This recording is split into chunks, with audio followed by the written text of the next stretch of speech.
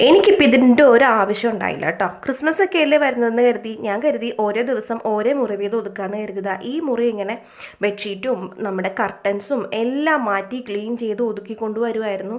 Just ഇങ്ങനെ പില്ലോയൊക്കെ മാറ്റി എല്ലാം മാറ്റി. ഇതിൻ്റെ അടിയിൽ നമുക്ക് പണിക്കാരുടെ കുറച്ച് സാധനങ്ങൾ ഇരിക്കുന്നുണ്ട് കേട്ടോ. അപ്പോൾ തലോണി കവറെല്ലാം മാറ്റി തലോണി കൊണ്ടുവന്നിട്ടു. ഇതെല്ലാം അലക്കാന്ന് ഓർത്ത് കൊണ്ടുവന്നിട്ടപ്പോൾ മുതൽ നടു പയ്യെ ഇങ്ങനെ പിടിക്കുന്നുണ്ട്. ഒരാവശ്യം ഉണ്ടായിരുന്നില്ല. ആരെങ്കിലും ഉള്ളപ്പോൾ ചെയ്താൽ മതിയായിരുന്നു. എന്തോ ഭാഗ്യത്തിന് ചേട്ടൻ വന്നു കേട്ടോ.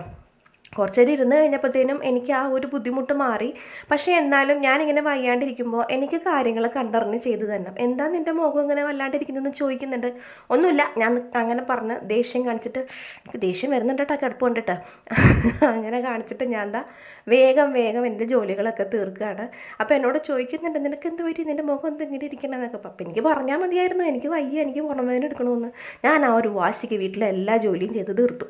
എന്താ പറയുക, ചില സമയത്ത് നമുക്കും ദേഷ്യം വരൂലേ. ഇപ്പോൾ ചിലപ്പോൾ ഹോർമോൺ വേരിയേഷൻസ് ഒക്കെ ഉള്ളതുകൊണ്ടാവാം. എനിക്കാണെങ്കിൽ ഇപ്പോൾ എന്തെങ്കിലുമൊക്കെ അങ്ങ് പറയുമ്പോൾ പെട്ടെന്ന് അങ്ങ് ദേഷ്യവും സങ്കടവും എല്ലാം കൂടി അങ്ങ് വരിക. എന്താ ചെയ്യുക.